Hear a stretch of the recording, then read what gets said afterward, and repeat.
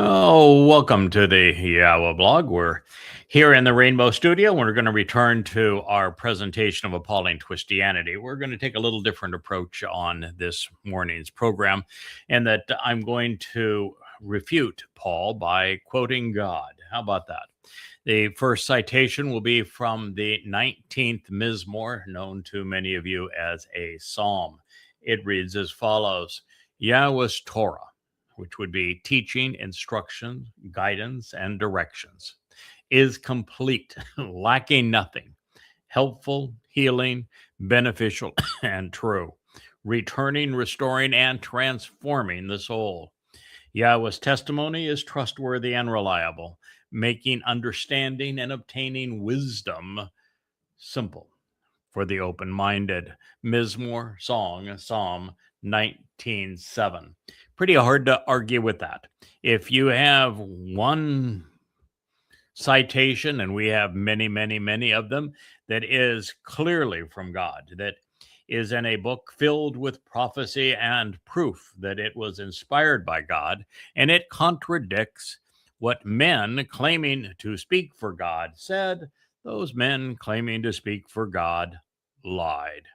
And that is the reason we're considering this, because Paul called the Torah pornography. He said that the purpose of his imaginary Jesus Christ was to rip us away from the terrible treatment we were receiving under the Torah and to replace that old, terrible, abusive system with his new gospel of grace. It was all pathetic. It was a disgusting lie. And this is just one of many statements that prove it. Let me read that again. Yahweh's Torah, his guidance and teaching, is complete, lacking nothing, helpful, healing, beneficial, and true, returning, restoring, and transforming the soul. By the way, that's all you ought to care about. Your body is meaningless. It's disposable, but not your soul. That's the reason why the whole Christian idea of their God being a man is so absurd, of men killing God and of the solution being bodily resurrected. I mean, it's three strikes of the stupid stick. Your body is meaningless. You can't get off this planet with a body. Oh, you can go visit the moon for a few days, but that's about it. You're never going anywhere with a body. God does not have a body. The body of God wasn't killed. The body of God wasn't resurrected. It's absurd.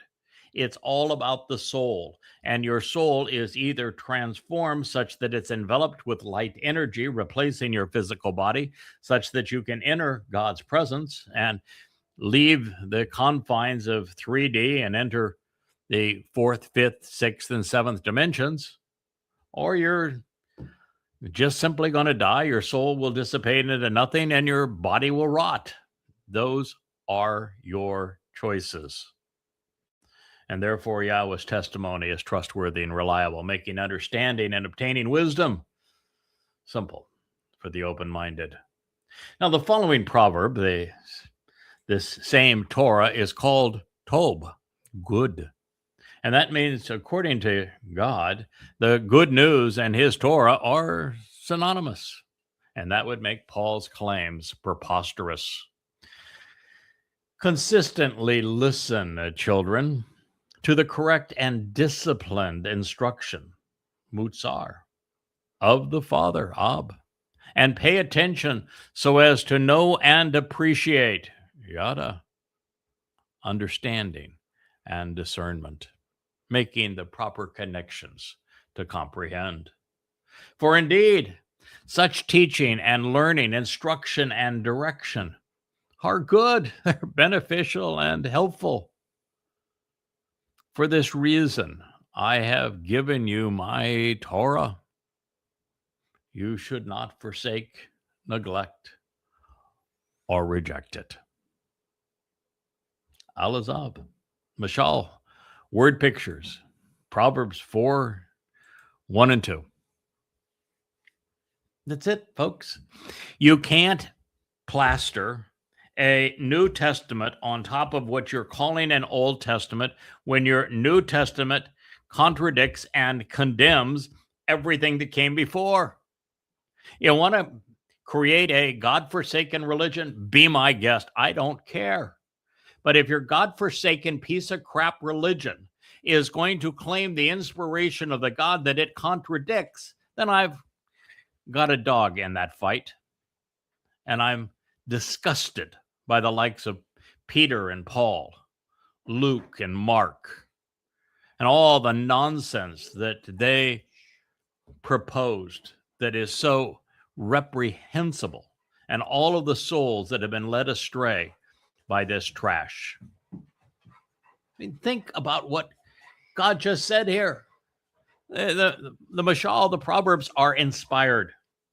Consistently listen, children, to the correct and disciplining instructions of the Father, and pay attention so as to know and appreciate, to yada, understand, coming to comprehension by making the proper connections, bena. For indeed, such teaching and learning, instruction and direction, lakach, are good, they're beneficial, they're helpful, tob, proper, prosperous, favorable, pleasing, enjoyable, valuable, and healing. For this reason, I have given you my Torah, my teaching, my guidance, my instruction, and my directions. You should not forsake, neglect, or reject it. But Paul's first sentence in his first letter, the very first sentence written in Christianity, says that the whole purpose of his imaginary Iusu Christou, Jesus Christ, was to tear you away from the Torah. And God says, don't ever forsake it. Don't ever neglect it. Don't ever reject it. Somebody was lying. Who do you suppose was lying? Yahowah or Paul? Tough call, huh? So why are there 2.5 billion Christians who believe that Paul was telling the truth and that God was lying? Dowd's magnificent 119th Psalm is a composition of inspiring and beautiful lyrics. It is an ode to the Torah with 22 stanzas presented in alphabetical order, celebrating the letters which comprise Yahowah's guidance. There are 22 letters in the Hebrew alphabet, 17 consonants and 5 vowels. Dowd wrote the 119th Psalm to present the merits of the Torah in alphabetical order, beginning with Aleph and then Be'eth, and going all the way through the Hebrew alphabet, all 22 letters in alphabetical order, so that we might understand the Torah. He wrote, "You have actively engaged and accomplished good, beneficial, and generous things, which with and through your associate and co-worker." Oh, then who would be Yahowah's associate and co-worker? Couldn't be Jesus, could it? Because guess who wrote this? Dowd. So the great things, the good, beneficial things that God enabled were with and in association with his co-worker. So you have actually and actively engaged and accomplished good, beneficial, and generous things, that which is productive, with and through your associate and co-worker, Yahowah, in accordance with your word. By the way, the word of God at the time was comprised of the Torah. There may well have been available to him the book of Shaphat, Judges, and likely the recordings of Yosha ben Nun. And he was receiving the updates that are now presented and lived his life in the midst of what is now recorded in the books of Shamuw'el. But that was it. That was the word of God. And the word of God, the centerpiece of it, is the Torah. The good and positive aspects associated with exercising good judgment, The whole process of informed and rational decision making, tamam, leading to understanding based upon knowledge, dayath, teaches me so that I will benefit by choosing to respond appropriately. Tob is good, that which is positive, productive, beneficial, healing, beautiful, agreeable, pleasing. Good judgment as a result of informed, rational decision making is from tamam. Understanding, imperial knowledge, is based upon dayath. Have you ever heard that word before? Yep. Yeah, dayath. Dayath is introduced to us in the Torah in conjunction with one of the two trees. It is the Etz Dayath. It's the tree of knowledge. And dayath is represented to us as one of the seven spirits of the Towrah. The Towrah is also presented as a tree. It's the limb of a tree is what Towrah means, and it's described as an observant branch, a netzar. We are told that its roots are deeply established and that it is fruitful and productive. And the etzah, the tree providing comprehensive counsel of dayath, are two of the seven spirits afforded the Towrah. And so Dowd is expressing here what he has learned from that very tree of knowledge. Teaches me so that I will benefit by choosing to respond appropriately. Dowd is crediting the tree of knowledge for his growth from really a horrible and desperate position that was sex and wine fueled at the low point of his life, but recovered as a result of the intervention in his life by the tree of knowledge. Indeed, in the terms and conditions of your covenant agreement, your mitzvah, I completely trust and totally rely because they are verifiable and enduring. This was Mizmowr Psalm 119:65. I was the first to actually detail and enumerate the 5 conditions of the covenant. There are 5. And there are 5 benefits of the covenant. Not surprisingly, 5 is the number of fingers on our hand, and not surprisingly, that there are 5 hands in Yahweh's name. So let's go through them. The first condition of the covenant is that we disassociate from religion and politics. The condition is to walk away from Babel, from the family of man, from the culture of civilizations. Babylon was the birthplace of the integration of religion and politics to control and fleece people. And as a result, God says, for us to be involved in a relationship together, the very first thing you must do is walk away from Babel. This commingling, that's what Babel means, commingling of truth and lies, of religion and politics, all designed to confuse. You'll note that Yahweh did not address Abram at the time, or Sarah, prior to them leaving Babel. And the same thing is true for the rest of us. God is not going to reach out to you, introduce himself to you, or commence a relationship with you, choose to be with you until you first reject religion. Look at Moshe. Where was he? He was raised in the most religious and political culture of the day, in Mitzrayim, in Egypt. He rejected it. He stood up against it, and he left it. And it was all the way around the base of Mount Choreb in Arabia, all the way across the Sinai, away from Egypt, that Yahweh introduced himself to Moshe. And he could not have done so until Moshe had distanced himself from religion. Look at even Dowd, the chosen one, the very son of God.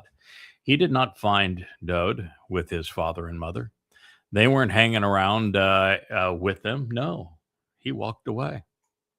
He was not part of that community of Israelis that had become like Goyim in their veneration of Sha'uwl as king. Nope, he was apart from all of that, hanging around in Bethlehem, tending sheep at 8 years old, all by himself. His father was a creep. His mother is unknown. So it's a pretty interesting instruction, isn't it? God followed through on it. He's consistent with it. When we first met, at least in this life, I had rejected religion and politics. It is a prerequisite. The second, God asks us to walk to him so that he can perfect us. And I'm always cringe a little when I say this, perfect us.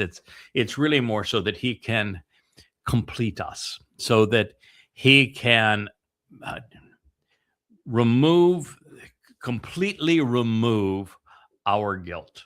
And the way that he goes about doing that is he had his beloved son, Dowd, fulfill matzah after Pesach, carrying our guilt into Sheol to deposit it there, never to be seen again. And in that process of carrying our guilt into Sheol, we are completely clean from God's point of view, and therefore totally innocent.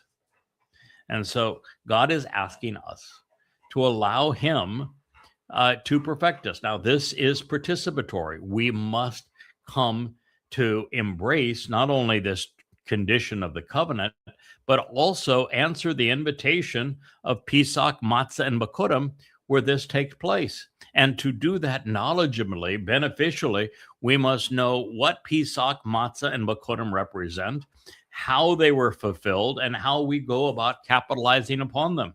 And for that knowledge, this 7-step path that Yahowah introduced for us to be part of his family, it was showcased in Mitzrayim with the first Passover causing the door to life to be opened.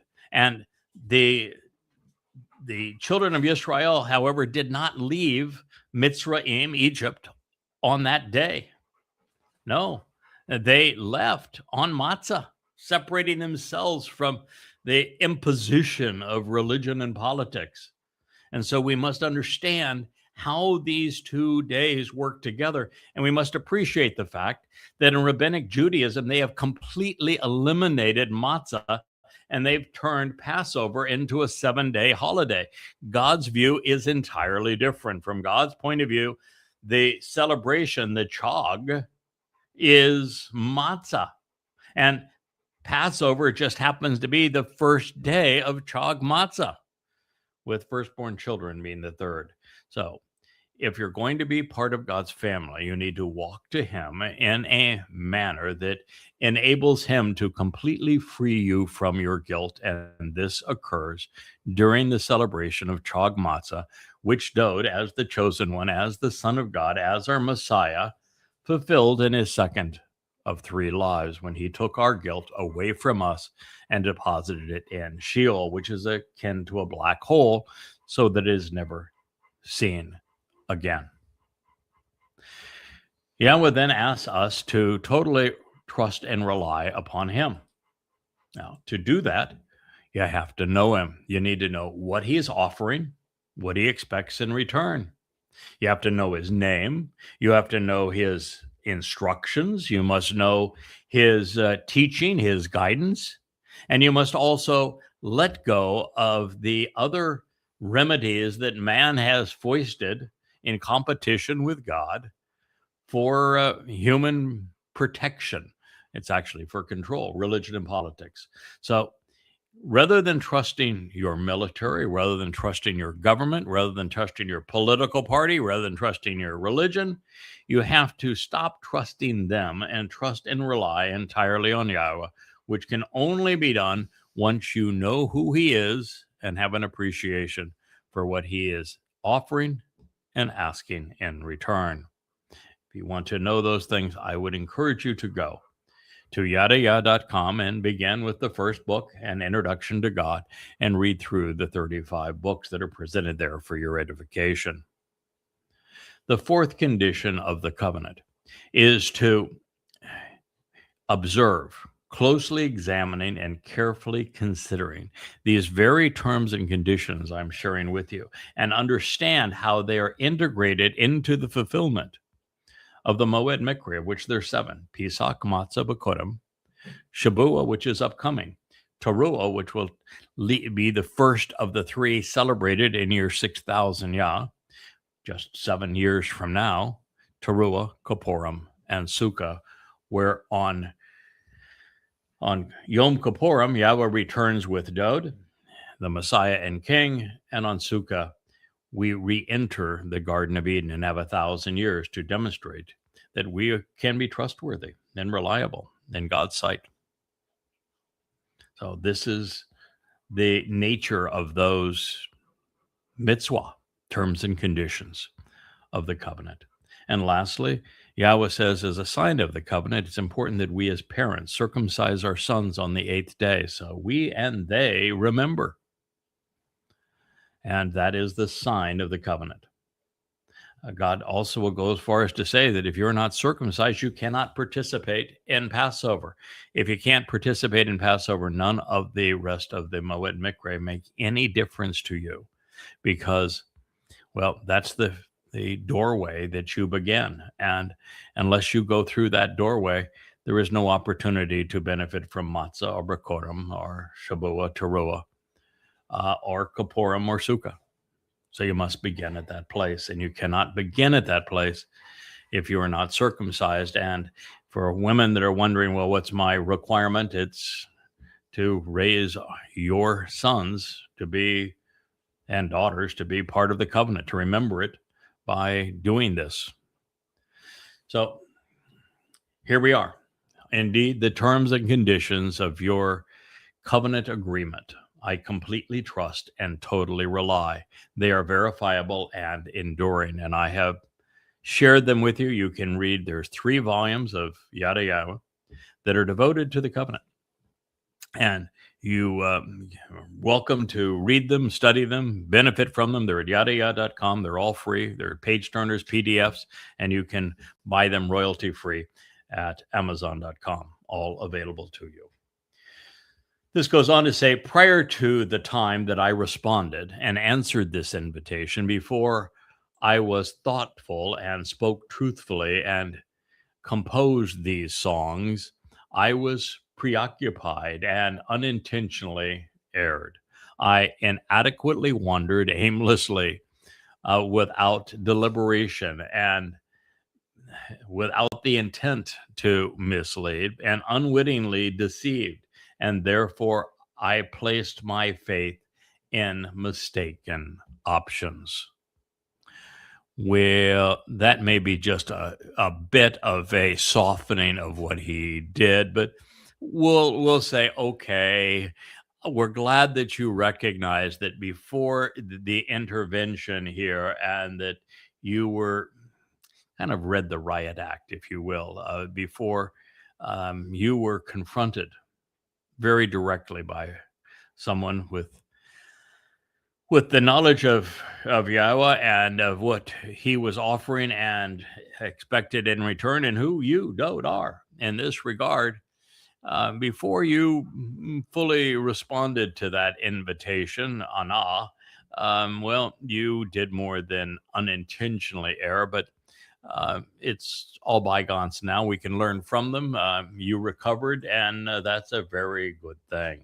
He goes on to say, but now at this point in time, literally keep my eyes focused upon, carefully observing, closely examining, and diligently exploring your word, your instructions, and your promise. Ra. That would be Mizmowr 119:66. You are good.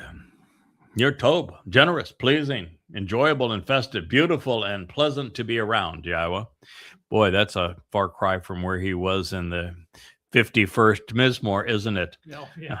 Our son has grown up to be a man, and are doing what is good and beneficial by helping me learn, becoming better acquainted while teaching me how to properly respond to your clearly communicated prescriptions of what I should do to share life with you. 11967. Once again, it has become apparent to me, and we've been speaking of this in our upstairs library studio as we develop the last word picture, that most of the Mizmowr that Dowd wrote, he wrote late in his life, after he fell precipitously and was lifted back up by being taught clearly and unambiguously by a surrogate mother and father who shared with him exactly who he was, what he represents, what he would accomplish, and what Yahowah was trying to achieve with him, such that he changed his attitude. Prior to that time, Dowd became Yisrael, repugnant, argumentative, blaming everyone but themselves, including God, and lashing out at God. And in fact, the 51st Mizmowr, which conveys this, Dowd did the same thing that Israel has done, erased God's name. Wouldn't even say it at the time. And so it is a metaphor for everything that that Israel had become. But as there was recovery for Dowd, as you can hear in these words, so is there recovery for Israel. And as it would transpire, the same person who taught Dowd what he needed to know to capitalize upon, to resolve his issue and to become better acquainted, taught to properly respond to God's clearly communicated prescriptions in life, is the same person who will lay down his life to resolve the same problem with the mortal remnant of Yisrael just 7 years from now. God starts with a plan, picks the characters in his story, and he sticks with them. The infamous, self-motivated, and presumptuous liars, they mislead. They deceive with their speeches, promoting worthless beliefs, smearing and slandering me with misinformation. These scribes conceal what I have said by plastering over me with their message. Well, there's 3 religions that are all based to either a tremendous extent, a great extent, or some extent on doing this very thing. The religion that was actually codified first among those 3 Abrahamic religions would be Christianity. You see, Judaism, as we know it today, didn't exist until Rabbi Akiba founded it in the 2nd century. Christianity was created by Paul in the 1st century, beginning with his letter to the Galatians.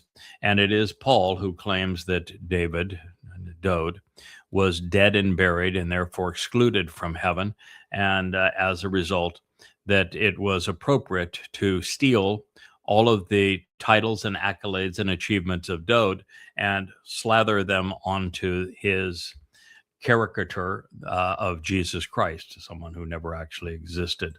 And so that is what he is speaking against. But rather than refuting that by citing things like Mizmowr 119:68, to refute the new religion of Christianity and its misappropriation of Dowd's titles and achievements, Rabbi Akiba foisted another false messiah on the Jewish people, fighting one lie with another lie, and caused the diaspora, caused the renaming of the land to be Philistia, creating the problem that they're fighting today twofold over. And so the father of Judaism became a great deceiver, trying to deceive to take attention away from Paul's deception. And in the end, it created this horrendous mess. And the reason I also mentioned Islam is if it wasn't for the Talmud that the rabbis began to write and then share with Muhammad, Islam would not exist. Islam ultimately became a religion because Muhammad bought Talmud readings from rabbis twisted them to serve his situation, and created a religious veneer for the Quran that it would not otherwise have had. And so that is what is being said here, that the infamous, self-motivated, and presumptuous, they're liars. They mislead. They promote worthless beliefs, smearing and slandering me with misinformation. These scribes conceal what I have said, plastering over me with their message. This would not occur for another 1,000 years after Dowd wrote this Mizmowr. And so for him to know this, then the person who was teaching him about his special role with God told him what he was going to accomplish and how his people would twist what he achieved so that he could speak about it, and the Jewish people would be forewarned that this would occur. He is announcing the birth of Christianity and Judaism. I, with all my heart, intent, personal commitment, and sense of purpose, myself will engage to save, to protect, and to preserve, sparing by branching out while observing your precepts, these instructions which you have entrusted to us, encouraging us to pay close attention to and to examine for guidance so that we might respond appropriately to you. These are Natsar leading to Pakudim, Mizmowr 119:69. Their hearts in judgment are calloused. Oh boy, isn't that the state of Israel? And shameful, ignorant, and irrational, irresponsive, and gross. That'd be true of everyone who is overtly political and religious. And many are both. Look at the MAGAs. Some are one. Look at the Marxists. Others are, various blends of these things. Some are Jews, some are not. But the fact is that Jews have become the most universally political and or religious people on earth. And as a result, their judgment is calloused, it's shameful, it's ignorant, it's irrational, unresponsive, and gross, similar to leopard tissue, both fat and scummy.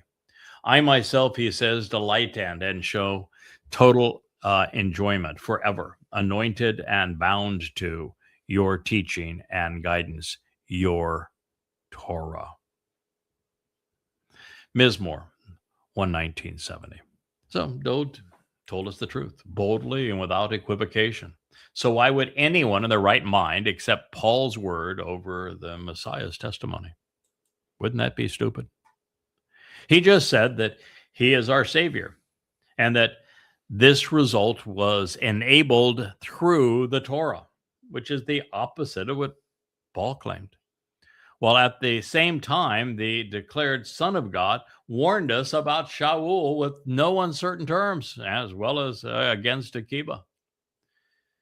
He went on in this same marvelous psalm, this Mizmowr 119:71, to say, "It is good and beneficial for me that indeed you responded, providing your testimony and your answers, Anah, for the purpose of teaching me how to properly respond to your engraved and clearly communicated prescriptions of what I should do to be cut into this relationship."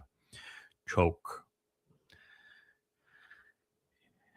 Yahowah and Dowd were not on speaking terms from sometime around the moment where Dowd was bringing the Ark of the Covenant into Jerusalem and had a tizzy fit over how God intervened in the process and killed the man who tried to manipulate the picture that God was conveying of having the bull carry the Ark of the Covenant into Jerusalem. And so they begun a timeout. And Obed-Edom was inserted at that time to explain to Dowd what he had missed. And unfortunately, he didn't listen initially. And it became worse because we go through that period and we find ourselves in 2 Samuel after passing through 2 Samuel 6 and 7, which are very interesting and also glorious stories, troublesome stories with a marvelous rendition and ending. We enter a troubled time, and that troubled time culminates in disaster, as is presented in 2 Samuel 11 and 12. That's the darkest moment in the whole human experience from God's point of view. And so after that, we have Dowd's daughter being raped by his son, Dowd's third son, Absalom, killing his firstborn over it. We have then Absalom usurping Dowd's authority by making all manner of claims on his behalf and against his father. And then a coup that most Israel sided against Dowd, and he was run out of town. And it's just a mess. And this was all precipitated by Dowd becoming a terrible king, terrible father, terrible husband, terrible example, when he decided that he would covet another woman when he already had, well, at least 20 some odd, so that he had a different woman for breakfast, lunch, and dinner 7 days a week, is where he was, and decided, I got to have one more. And that one was another man's wife, and he had that man killed. And then rather than own up to it, he doubled down and attacked God over it. Really despicable. And then it's when God re-engaged, not speaking directly to him. He was still speaking through Nathan. He judged him. He rebuked him via Nathan. God and Dowd weren't speaking. For this to occur, Dowd's inspired again. He's back communicating, at least in a spiritual level, with Yahowah. And that only occurred because of this intervention. And he is saying, I'm grateful, Yahowah, that you responded, providing your testimony and answers, Anah. And we're just now coming to an appreciation of how that occurred with the man who co-authored the 89th Mizmowr with Yahowah, delivering it to him at this time. And so he provided the teaching on how to properly respond to God's engraved inscriptions for what we should do in life to live. The Torah, he concluded, its teaching, instruction, directed, and guidance of your mouth is better and more prosperous for me than thousands of gold and silver coins. Psalm 119, I shared with you 65 through 72. In that Dowd to David is speaking to, and on behalf of Yahowah and his Torah. His insights and perspective regarding both are relevant to this discussion, are they not? It is little wonder that Yahowah anointed him the Messiah and refers to him as his beloved son. In the 25th Psalm, we find him saying, and this is important too, the rebellious guilt of my youth. Well, yeah, I'll have to look up Nahum Rim, because when Dowd did the dastardly deed, he stooped to the lowest point in his life. He was 56 years old. Now, is that a young man by the standards of he gets 3 lives, and he is now at the very least 3,000 years old? If he was first introduced to us 3,000 years ago, he's at least 3,000 years old. I can't tell you on that one, but I can tell you that he had a little issue with rebellion, just a touch of my youth. And rebellion, do not remember, as your love and mercy for me is recalled and memorialized. Well, let's just be clear here. At this point in time, God not only didn't forget, he memorialized it. It's there for all of us to read in Shamuw'el, particularly the episode where he had a conniption fit over Yah's handling of the moving of the Ark of the Covenant. And then how God responded so negatively to him over the Bathsheba affair. So the details of all that is known. Dowd's response in his letter that he had the light of Uriah carry to Joab so that he would be assassinated is gruesome. And then his ongoing vitriol against God in the 51st Mizmowr is such that, no, it's known. Now, the question really is, since Dowd not only manned up and he learned the lesson so that he rose after having stumbled, which is the key thing that God was interested in. God's not interested in us being perfect. That would be a waste of time. We'd have no interest to him. There would be no benefit for anyone if we were perfect. What God is interested in is us completing the job. And the job is to listen to him, to be thoughtful regarding what he says, to respond to him, and to see it through, not to give up, to show that we're dependable, we're reliable, particularly if we're mistaken, that we get when we learn something new, that we correct what we've said that is wrong and learn from it and move on, and we stumble and fall, we get back up and get going, wiser, stronger, and more experienced for it. So that is a lesson God wants us to know, and that's a lesson that his son, Dowd, learned the hard way. So it's not to be forgotten. It's to be understood. Now,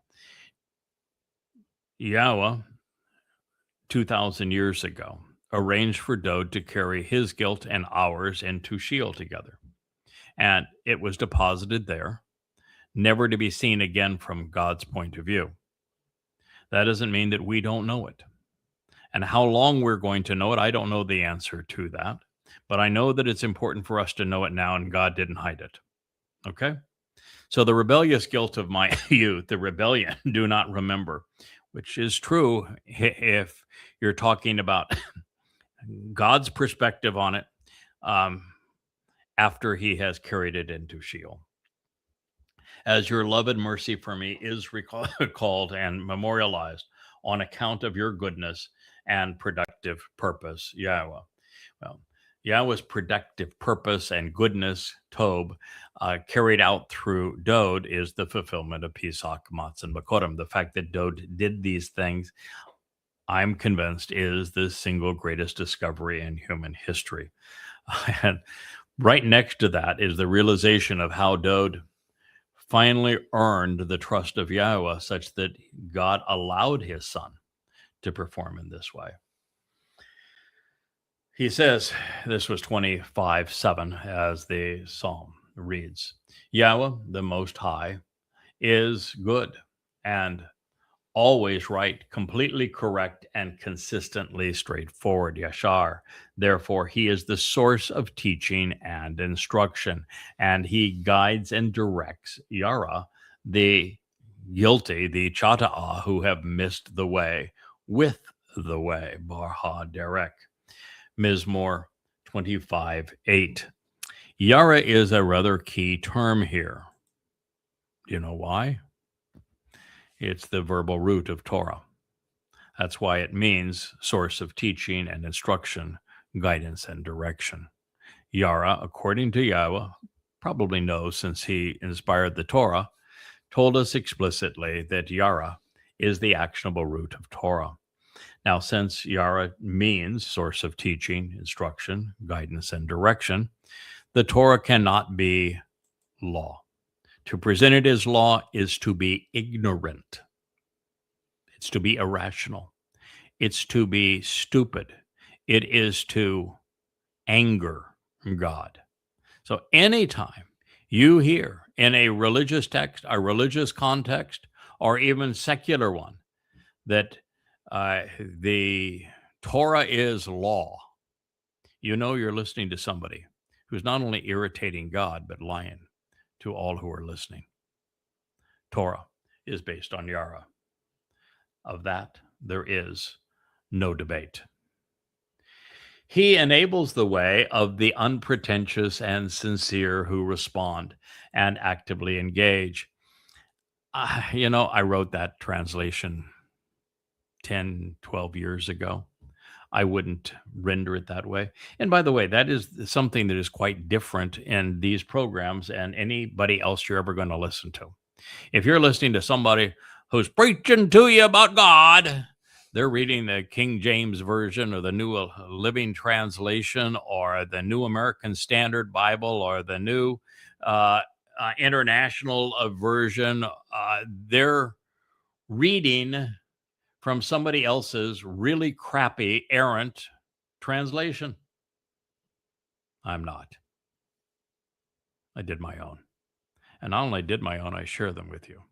And I provide for you an amplified version of every word that I've translated. And I've corrected them all to the Dead Sea Scrolls. So if there's a difference in the Masoretic and the Dead Sea Scrolls, I share with you what the Dead Sea Scrolls says, correcting the Masoretic text. More than that, I scrub every single word of its religiosity by removing the diacritical markings and look what the letters themselves say. And when I'm given the opportunity, as I'm going to share with you right now with Anah, I go to the verbal root. Anah with a wah as the end is from the verbal root Anah. Anah with the hey as the end is one of the most important and repeated of all Hebrew verbs. It has a very simple meaning: answer, respond, reply.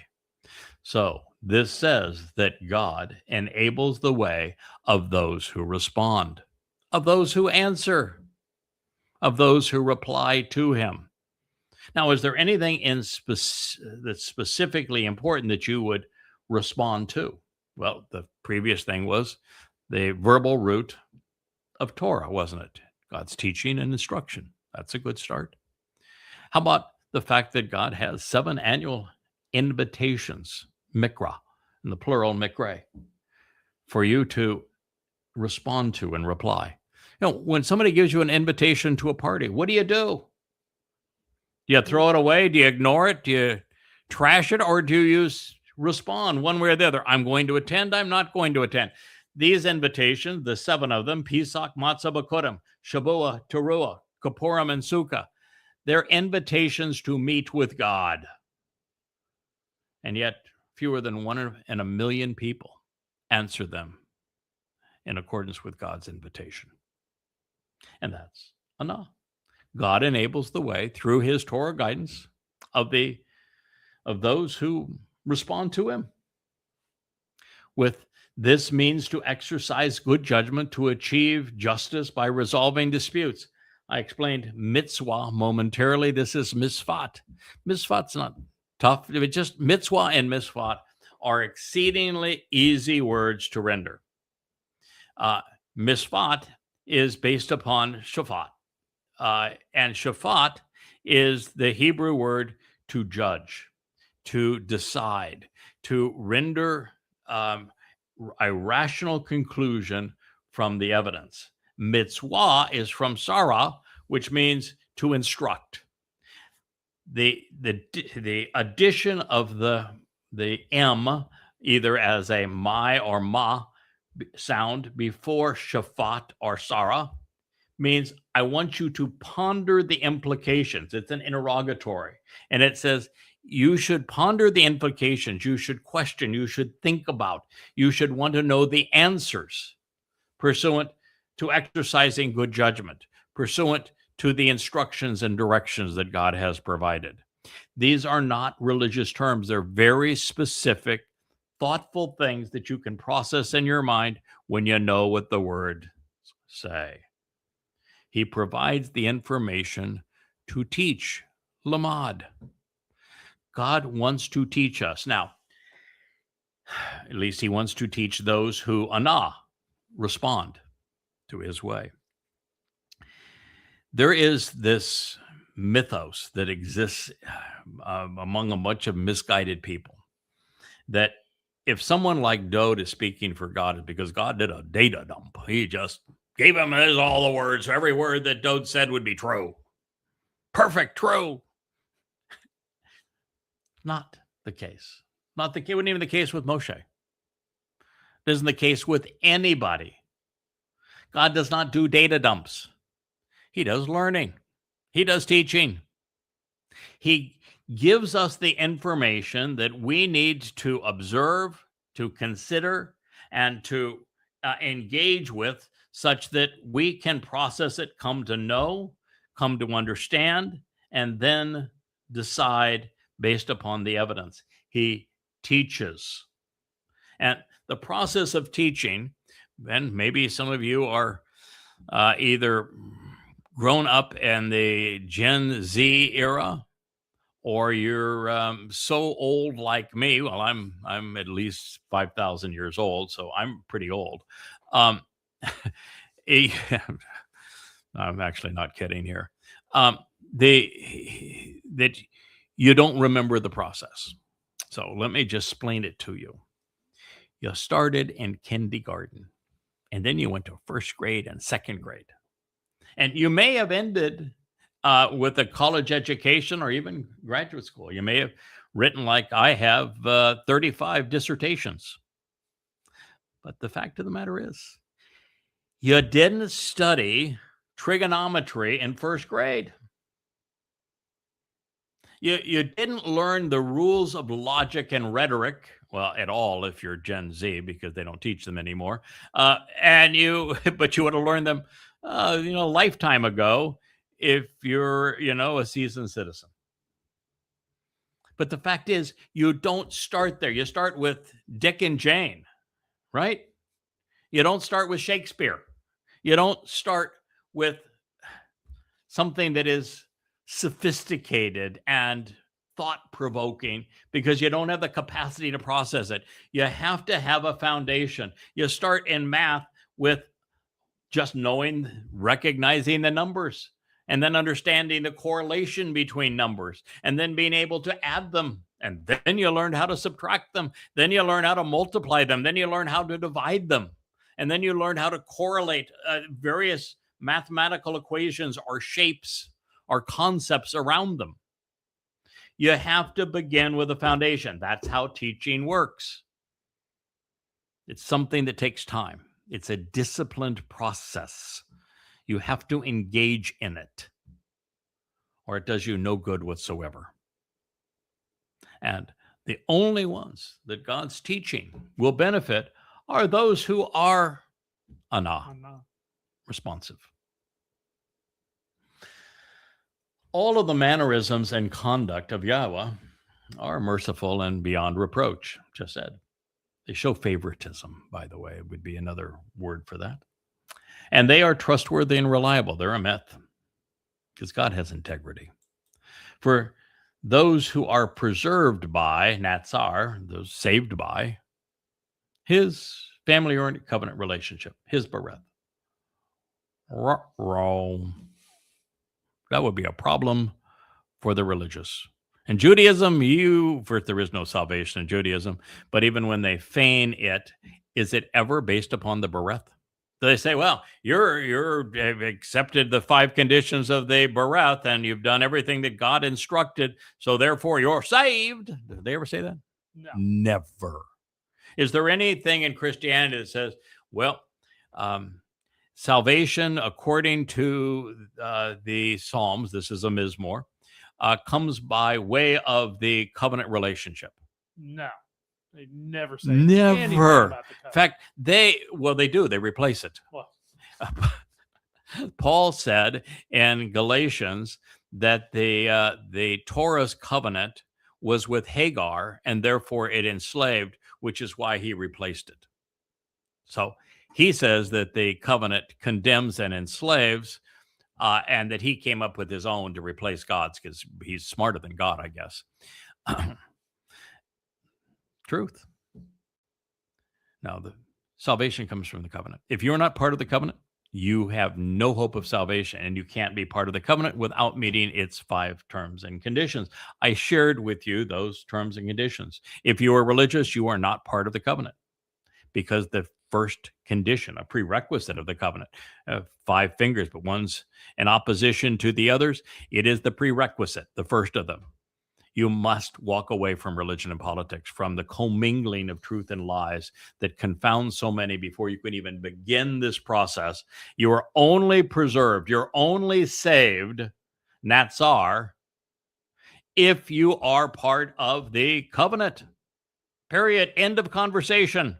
And you can't be part of the covenant without following each of those 5 edicts, and you can't follow them unless you understand them. I mean, how do you know that God is anti-religious unless you know his overall position? That God's number one theme, the single most common theme throughout the Torah and prophets, is not God saying, this is who I am and what I'm offering. It's God saying, this is not me. And if you are religious, you're upsetting me, you're distancing yourself from me. It's a condemnation of religion, is the number one theme. It's the number one theme throughout the Exodus. Number one theme in the Torah. Number one theme in the prophets. Right. First 10 chapters of Yahowah, the great prophet, is all hammering and condemning religion and politics. All of it. So you can't be part of the covenant while you're religious and political. That's why I speak out so vehemently against religion and politics. It is impossible for you to be saved without being part of the covenant. And if you are part of the covenant, you have disassociated from religion and politics. You can't even sniff it until you do, which is why we have to condemn it. And the next 2 terms of the covenant require you to walk to God along the path that he has provided to totally remove your religious and political corruption, your guilt, and to trust God in this process. So, until you have done that, become observant regarding these conditions. You can't be covenant, and until you're covenant, you can't be saved. Simple. So all the mannerisms and conduct of Yahowah are merciful and beyond reproach, and they are trustworthy and reliable for those who are preserved by his covenant and his enduring witness and restoring testimony, Edah. Pretty straightforward. Absolutely straightforward. God's only merciful. He is only loving. He only shows favoritism for those who trust his presentation of and are preserved and saved by his Bereth covenant. Period. He doesn't love everybody. He's not merciful to everybody. He is only merciful to those who trust and rely upon the conditions of and the benefits of the Bereth, as they are reliably and dependably presented in the Torah and by his enduring and restoring witness and testimony. Do you know that God designates 2 restoring witnesses to convey his eternal testimony? And while you don't have to know who they are to benefit from his covenant, you would be hugely benefited if you do, because God has provided well over 1,000 evidences of who they are, exactly who they are. And the reason he does this is because God's very clear. When Miriam, Moshe's sister, came up to him with Aaron and say, "We too speak for God." First of all, we dislike your wife, and now we've been spreading all sorts of lies about her, by the way. And as a result, we too speak for God. So God intervened at that point, and he says, "No, you don't. When somebody speaks for me like Moshe, there's a reason that I've chosen them. And the reason for Moshe was, nah, he was responsive. But what he says is, they know it and you know it. I make it absolutely clear. God has made it absolutely clear who his Ida are. And the reason he makes that clear is if he's speaking through someone, you ought to listen. You ought not speak over them. You ought not condemn them. You ought not criticize them. You ought to listen. He makes that exceedingly clear. You ought to look up, try to figure out who the Nakar is. Sometimes it's presented as Nakri, which would mean my Nakar. It's an observant foreigner.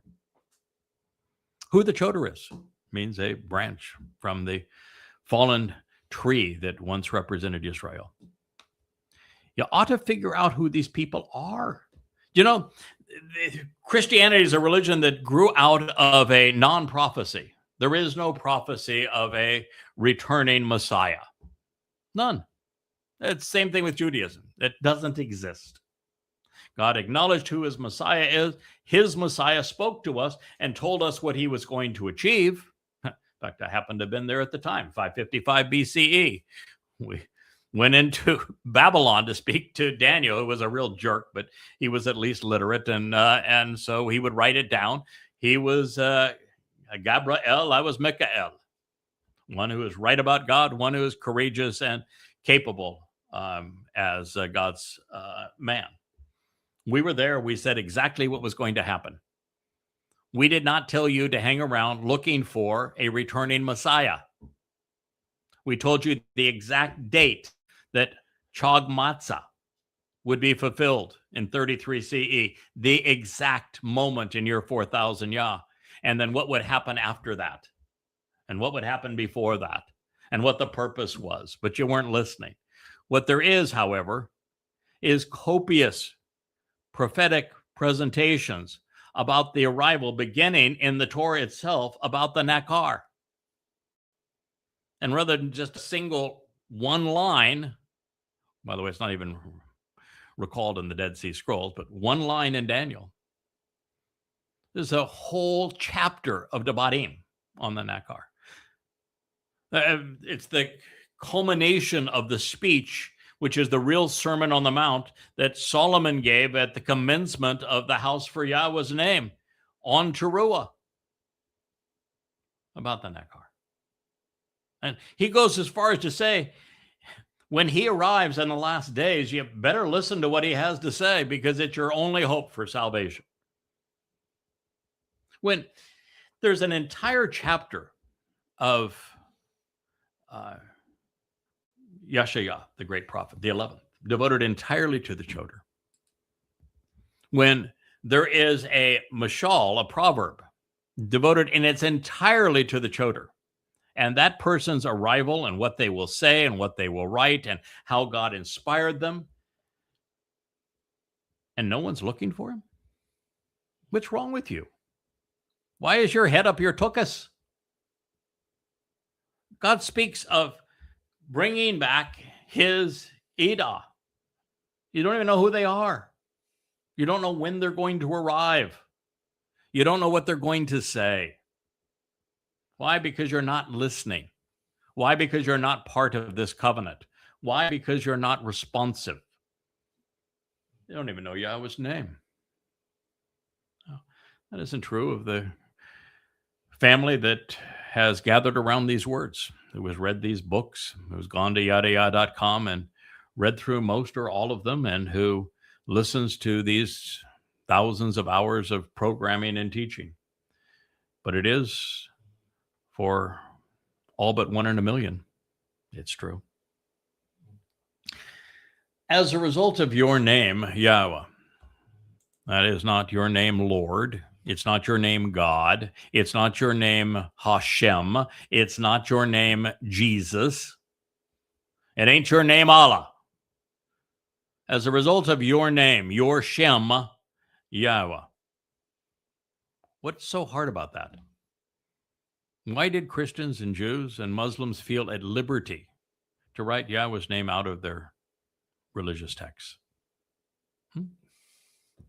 What gives them the nerve to do that? It says, as a result of your name, Yahweh. You want to be part of the covenant?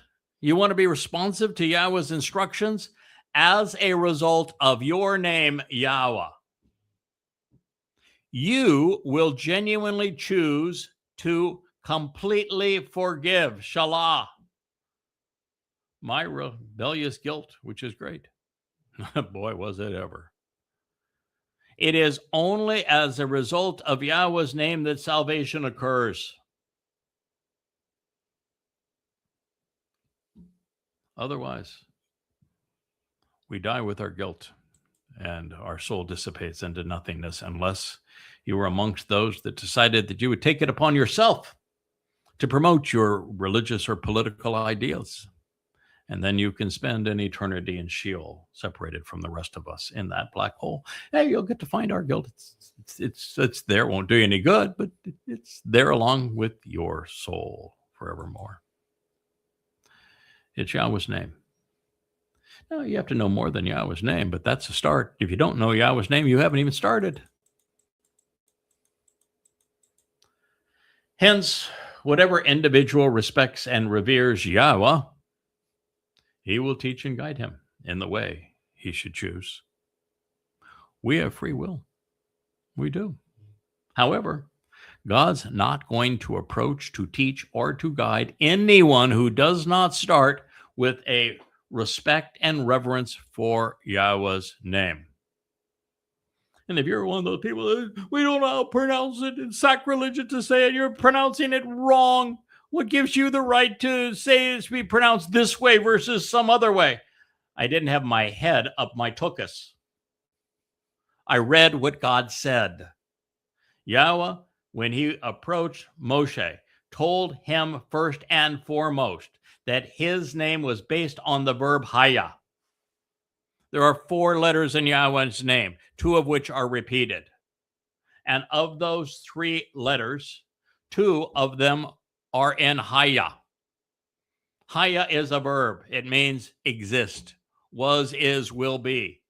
It was written in first person, I am, I was, I am, I will be. It was written around my favorite of all Hebrew words, Asher, for the benefit of the relationship, to show the way to get the most out of life, Asher. It's Ihaya, Asher, Ihaya. So with Haya, you know how to pronounce the Yod and the Hey, don't you? Yep. No question about it. No question. What book did Yahweh reveal his name to Moshe in? In the beginning. In the Torah. In the Torah.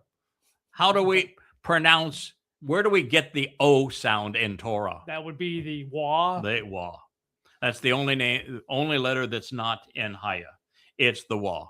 Look at Torah. Do you think that nobody knows how to pronounce Torah? Or are you just fooled by the religious because they take the Wah out of it and write it as if it doesn't have a Wah? I'm here to tell you that Yahweh spelled Torah 100% of the time with a Wah. And that's how you get the O sound. And if you don't like that one, what about how do Jews greet themselves? How are they? Yeah, and how long have they said that? Thousands of years. Shalom. Where do you think the O sound comes from in shalom? Wah. The Wah.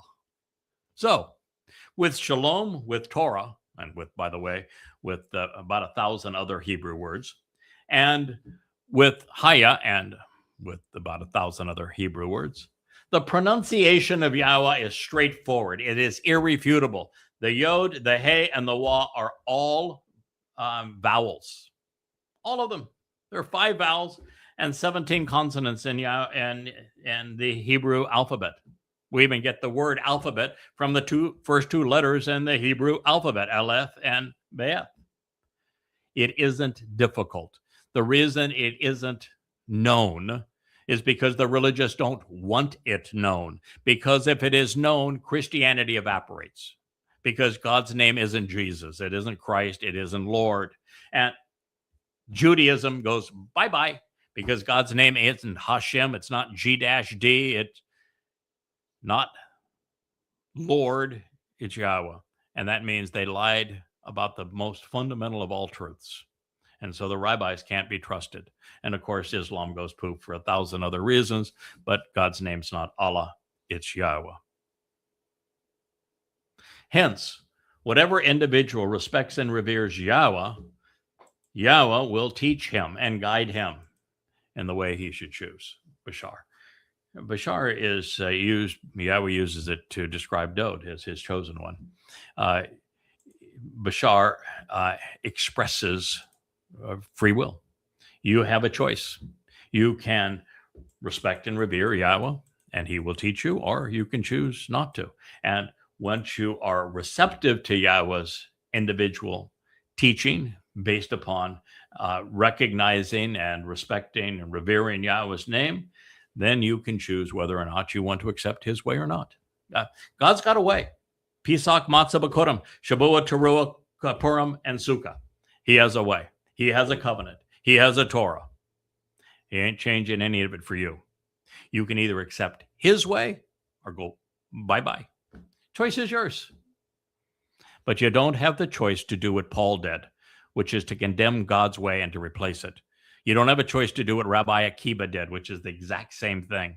You don't have the choice to do what Muhammad did. Oh, you got the choice, all right. But you have the consequence, which is an eternity in hell, Sheol. Or you can simply choose Yahowah's way once you come to respect and revere his name, and you have capitalized on the teaching and guidance he has provided. What do you think is the verb that was used here to address teaching and guidance? Would it be that Yara word again? Yep. Just maybe? It is. So therefore, Torah, which is based upon Yara, couldn't be law, could it? No. How many Hebrew words are there for obey if there was a law? None. None would be the answer. When you see obey and your Bible translation, they're corrupting the meaning of Shama, which means to listen. His soul, in the most favorable, pleasing, and festive circumstances, will dwell and endure, and his descendants will inherit the realm. Mizmowr 25:13. So, what matters, your body or your soul? Your soul. That's all that matters. God's never going to save your body. If you really love your body, you're in trouble because it's never going to be saved. God can't do anything with you while you have a body. He can equip and teach your soul so that your soul can be transformed into radiant energy and light and be empowered and enriched and enabled in that way. But your body is meaningless. It's your soul is the only thing that counts. So your soul, in the most favorable, pleasing, and festive circumstances, that's that word tob again. You know, it's not hard to come to understand the words when you know what the word means. Nefesh batob, soul in favorable circumstances, will dwell and endure, Lynn. And his descendants, his seed, his Zerah, will inherit. Yarash means to inherit. Eretz, the realm. Material realm, the world, the earth. Now, this is interesting because what God has to say here is that we're coming full circle.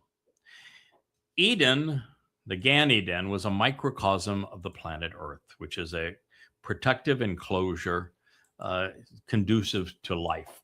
And when God caused the fall of man so that we would then have the opportunity to demonstrate that we could be trusted, that we would listen to him, respond to him, and then become reliable with him, that God is reopening Eden. He's going to get rid of all the religious and all the political and all the militaristic and all the conspiratorial and all the anti-Semite. Going to get rid of all of it. And then he is going to allow us back into Eden, have 1,000 years where all of those who have not already become covenant have the opportunity to inherit the entire earth. The entire planet is going to be depopulated by a lot. It's only about 1 in a million people that are going to avail themselves of this. And then during that time, we have the opportunity to teach you how to respond properly to God. and you're going to inherit the realm, the material realm. And ultimately, we inherit all of the material realm, which would be the entire universe, all 6 dimensions of it. A very close and intimate fellowship with Yahweh is certain for those who respect and revere his covenant. And he makes known to him, Yada. So, God is offering a close and intimate relationship. And it is certain for those who revere and respect Yahweh, such that you listen to what he has to say. If you respect him, you're going to listen to what he has to say. If you respect him, you're going to respect his name. If you respect him, you're going to closely examine and carefully consider his Torah instructions and the insights that he has provided through his prophets, and you're going to respond accordingly. That's what's going to happen. And if you do those things, it's going to lead you directly to his covenant, Bereth, where you become part of his family. All things that Yahweh makes known via Yada. Yada, yada, yada. That is God's messenger at the moment. Mizmowr Psalm 25, and I shared all the way through 14. We have lots more to consider, and we will in our next program. I love sharing the word of our God. I love sharing Yahweh's name. I love anytime there is an expression of the importance of the Bereth, the covenant relationship that God has established for us and has invited us to participate in. Anytime there is a discussion on Torah, God's instructions and guidance, we are all in and enthusiastic. So while this is Appalling Twistianity, sometimes what we do is we go to the very word of God so we can show the difference between God's teaching and guidance and Paul's religious rubbish. So I hope you enjoyed today's program. I thank you for listening.